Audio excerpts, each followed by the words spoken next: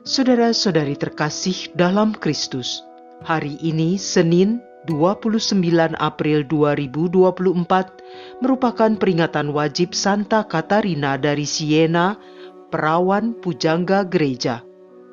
Bacaan dibawakan oleh Sirila Cahyoyanti, Mazmur dilantunkan oleh Silvia Mulyawan, dan renungan ditulis oleh Cesarius Kristianto.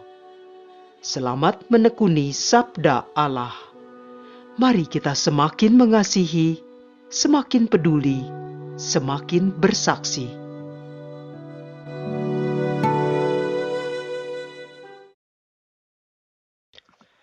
Dalam nama Bapa dan Putra dan Roh Kudus.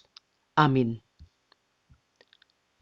Allah Bapa yang Maha Baik, puji dan syukur kami haturkan kepadamu atas rahmat kehidupan yang Engkau berikan kepada kami. Terima kasih atas berkat-Mu hari ini. Pada saat ini, kami juga bersyukur karena Tuhan telah memberi kami banyak penolong yang selalu siap menolong seperti yang Kau sabdakan pada hari ini. Bersabdalah ya Tuhan, bukalah hati dan pikiran kami untuk mendengarkan sabda-Mu dengan lebih sungguh, agar kami dapat merenungkan dan melaksanakan kehendak-Mu melalui tugas dan pelayanan kami hari ini. Demi Kristus Tuhan dan pengantara kami. Amin. Bacaan dari Kisah Para Rasul bab 14 ayat 5 sampai dengan 18. Waktu Paulus dan Barnabas berada di Ikonium, orang-orang Ikonium yang telah mengenal Allah dan orang-orang Yahudi bersama-sama dengan pemimpin-pemimpin mereka menimbulkan suatu gerakan untuk menyiksa dan melempari Paulus dan Barnabas dengan batu. Setelah mengetahuinya, menyingkirlah rasul-rasul itu ke kota-kota Likaonia, yaitu Listra dan Derbe dan daerah sekitarnya. Di situ mereka memberitakan Injil. Di Listra ada seorang yang duduk saja karena lemah kakinya. Ia lumpuh sejak dilahirkan dan belum pernah dapat berjalan. Ia duduk mendengarkan ketika Paulus berbicara. Paulus menatap dia dan melihat bahwa ia beriman dan dapat disembuhkan. Lalu kata Paulus dengan suara nyaring, "Berdirilah tegak di atas kakimu." Dan orang itu melonjak berdiri, lalu berjalan kian kemari. Ketika orang banyak melihat apa yang telah diperbuat Paulus, mereka berseru dalam bahasa Likaonia, "Dewa-dewa telah turun ke tengah-tengah kita dalam rupa manusia." Barnabas mereka sebut Zeus dan Paulus mereka sebut Hermes, karena Paulus yang berbicara. Maka datanglah imam dewa Zeus yang kuilnya terletak di luar kota, membawa lembu-lembu jantan dan karangan-karangan bunga ke pintu gerbang kota untuk mempersembahkan kurban bersama-sama dengan orang banyak kepada rasul-rasul itu. Mendengar itu, Barnabas dan Paulus mengoyakkan pakaian mereka, lalu terjun ke tengah-tengah orang banyak itu sambil berseru, "Hai kamu sekalian, mengapa kamu berbuat demikian? Kami ini adalah manusia biasa sama seperti kamu. Kami ada di sini untuk memberitakan Injil kepada kamu, supaya kamu meninggalkan perbuatan sia-sia ini dan berbalik kepada Allah yang hidup, yang telah menjadikan langit dan bumi, laut dan segala isinya. Dalam zaman yang lampau, Allah membiarkan semua bangsa menuruti jalannya masing-masing, namun Ia bukan tidak menyatakan dirinya dengan berbagai-bagai kebajikan, yaitu dengan menurunkan hujan dari langit dan dengan memberikan musim-musim subur bagi kamu. Ia memuaskan hatimu dengan makanan dan kegembiraan. Walaupun rasul-rasul itu berkata demikian, namun hampir-hampir tidak dapat mereka mencegah orang banyak mempersembahkan kurban kepada mereka. Demikianlah sabda Tuhan.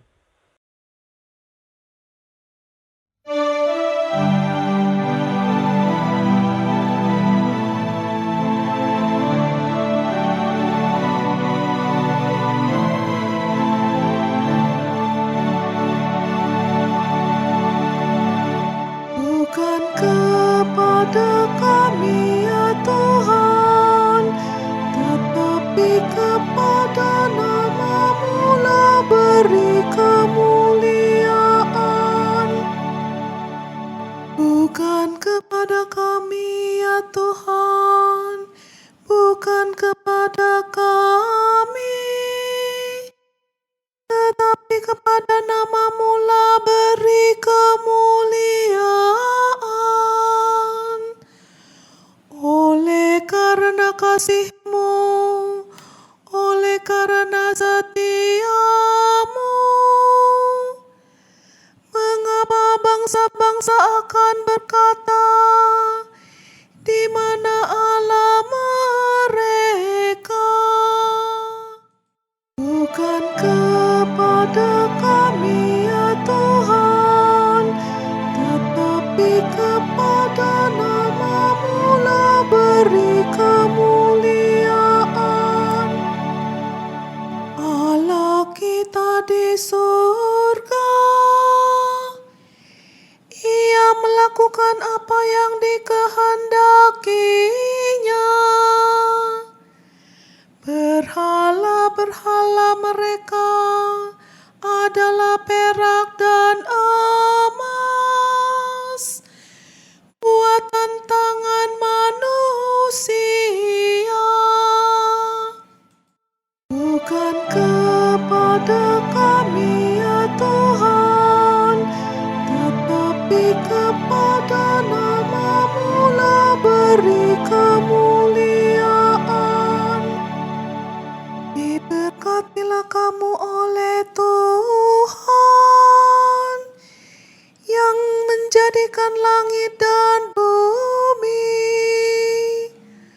Langit itu langit kepunyaan Tuhan, dan bumi itu telah diberikannya kepada anak-anak manusia. Bukan kepada kami ya Tuhan, tetapi kepada nama-Mu lah beri kemuliaan.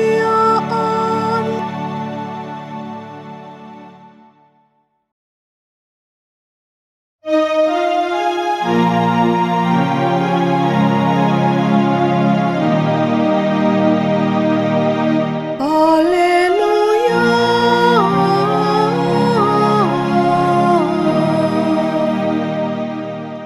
Roh Kudus akan mengajarkan segala sesuatu kepada kamu dan akan mengingatkan kamu akan semua yang telah Kukatakan kepadamu. Haleluya.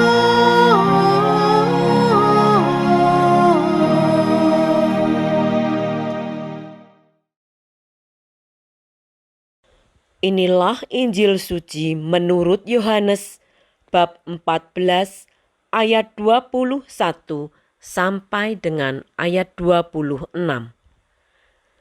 Dalam amanat perpisahannya, Yesus berkata kepada murid-murid-Nya, "Barang siapa memegang perintahku dan melakukannya, dialah yang mengasihi aku.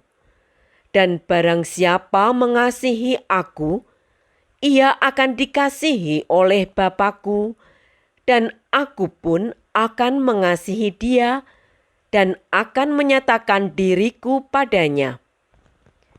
Yudas yang bukan Iskariot berkata kepadanya, "Tuhan, apakah sebabnya engkau hendak menyatakan dirimu kepada kami dan bukan kepada dunia?"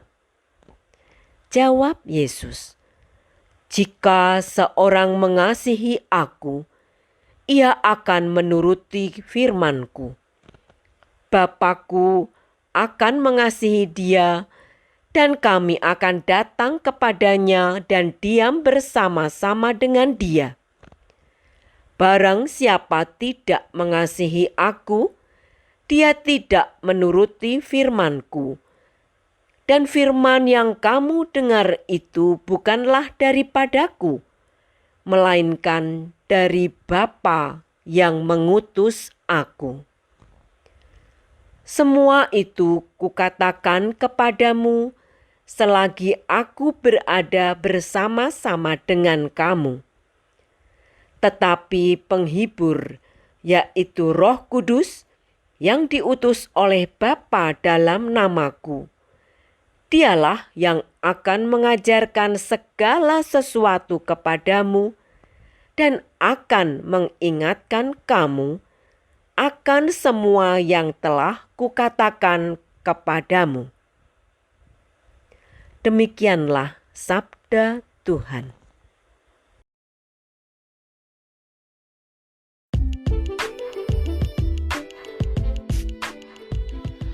Mengasihi bukan sekadar ucapan, melainkan tindakan nyata.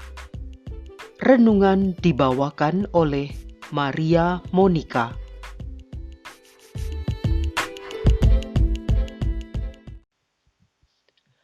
Bapak, Ibu, saudara-saudari, kaum muda, dan anak-anak yang terkasih, Yesus berkata kepada murid-muridnya, "Barang siapa memegang perintahku dan melakukannya, dialah yang mengasihi aku."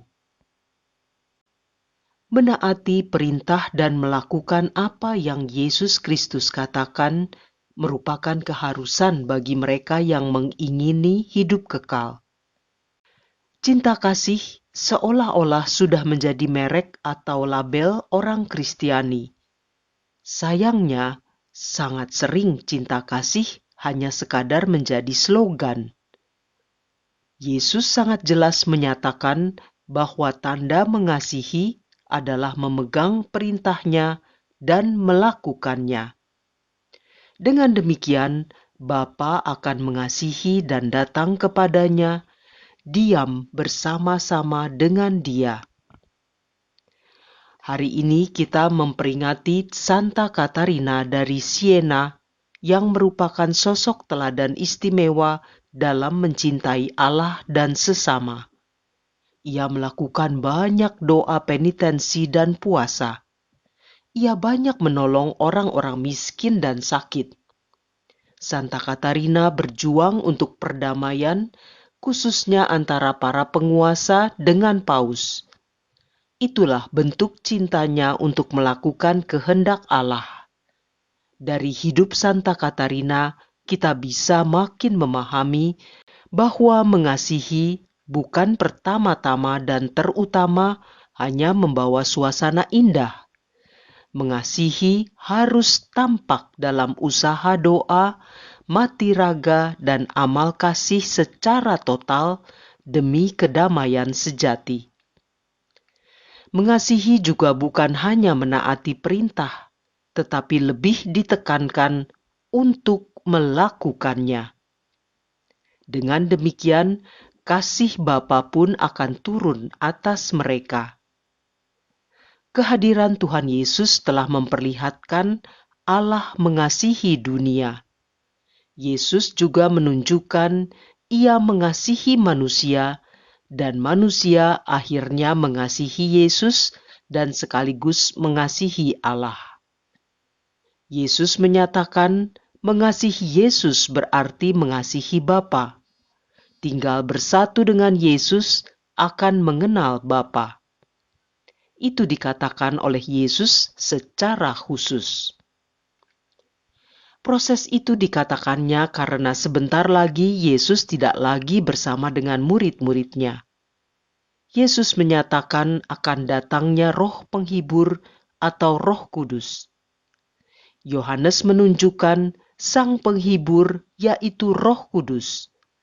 Sang Penghibur atau Roh Kudus ini merupakan satu-satunya jawaban yang tersedia bagi mereka yang ingin tetap berada bersama Yesus dan mau melihat Bapa Surgawi. Roh Kudus Sang Penghibur itu akan melakukan pekerjaan Yesus dengan menjamin adanya perwahyuan yang bersifat permanen di dalam dunia. Roh Kudus adalah kuasa dari kehadiran Yesus yang bangkit dalam komunitas mereka yang percaya kepadanya. Hidup kita adalah sebuah pewartaan Injil yang sejati. Melalui pikiran, perkataan, sikap, dan perbuatan kita, orang dapat mengenal dan mencintai Yesus dan mendapatkan keselamatan kekal. Gereja Katolik senantiasa menyuarakan kebenaran tentang iman akan Yesus Kristus. Kebenaran ini harus kita pegang teguh di dalam iman, dan hingga kini gereja senantiasa membuka pintunya dengan memberikan tanda dan sarana rohani bagi kita semua untuk terus bersatu dengan Yesus Kristus melalui sakramen. Sakramen Ekaristi benar-benar menyatukan kita dengan Yesus Kristus dalam tubuh dan darah-Nya yang kita sambut berupa roti dan anggur di dalam Misa Kudus. Pertanyaan refleksi bagi kita, berapa sering dan kusuk kita menghadiri Misa Kudus untuk menyambut Yesus di dalam seluruh keberadaan kita? Marilah berdoa. Allah Bapa sumber pengharapan, Engkau telah mengikat perjanjian dengan semua orang melalui Yesus yang terurapi. Semoga kami selalu berpegang teguh pada Dia dan berkembang menjadi umat yang patuh dan setia. Dengan pengantaraan Yesus Kristus Putramu, Tuhan kami, yang bersama Dikau dalam persatuan Roh Kudus, hidup dan berkuasa Allah sepanjang segala masa. Dalam nama Bapa dan Putra dan Roh Kudus. Amin.